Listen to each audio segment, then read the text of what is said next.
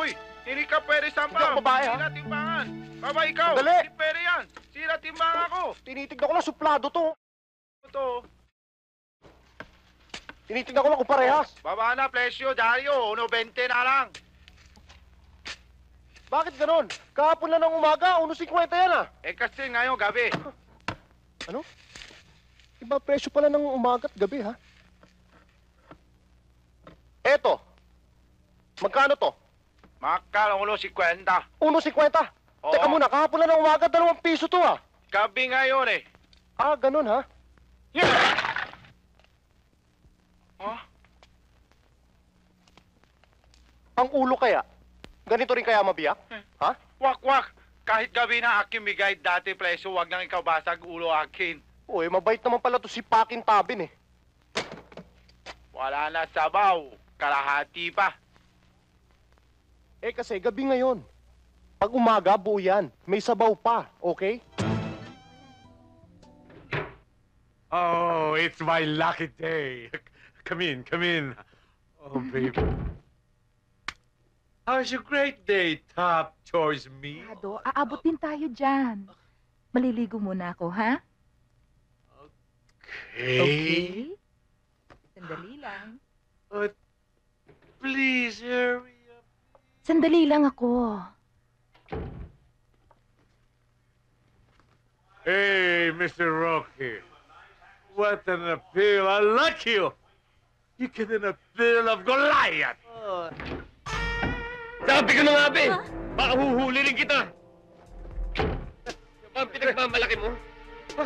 Yung bang lalaking papalit mo sa akin? Hindi ko naman kakilala to, eh. Hindi totoo yan! Wow. Bakit hindi mo sabihin sa kanya na binayaran kita ng 10,000 kaya ka naririto? Hindi ko naman alam na may asawa ka! Huwag mo na akong paikutin. Ito mo asawa. Magdasal ka na, papatayin kita! Wag! Parang awa ka! Mahal! Wag! Huwag maawa ka sa akin! Ito, kunin niyo na lang! Wag, mahal! Marami ka nang napatay. Wag ka nang papatay muli, please. Papatayin kita! Pare, wag! Kunin mo! Buhayin mo lamang ako, maawa ka sa akin! Kunin na lang natin yung pera. Tapos umalis na tayo dito. Halika na. Nakaburol pa nga yung huling napatay mo, eh. Halika na. Yung quintas! Mahal! Bilisan mo na. Let's go!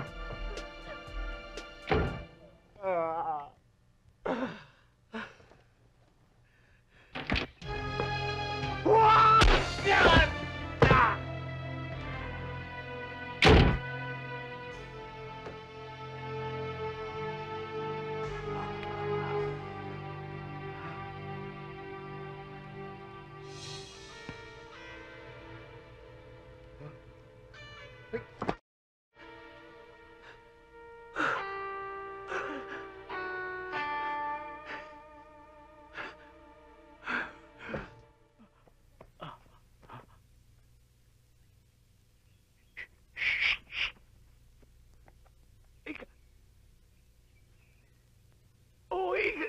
Alika!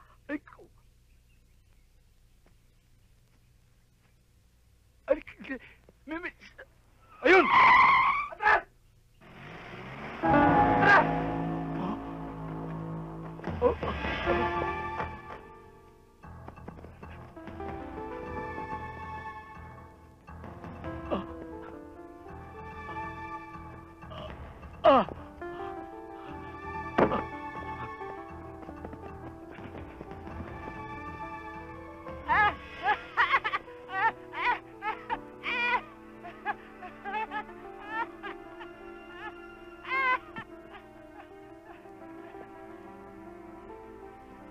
Tara! Siyempre, gusto kong malaman.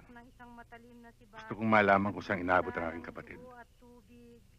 Inatake siya sa puso nung papunta siya doon sa bahay ni Congressman Duliente.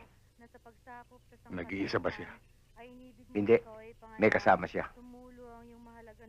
Hindi ba siya nadala sa ospital? Hindi na. Nang dumating ang balita sa amin, nasa morgue na siya.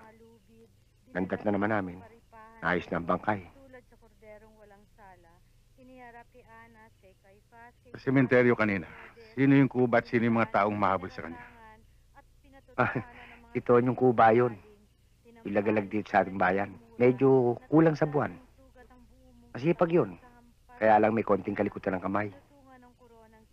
Siguro, ninakawan yung isa sa mga bata ni Congressman, kaya siya hinahabol.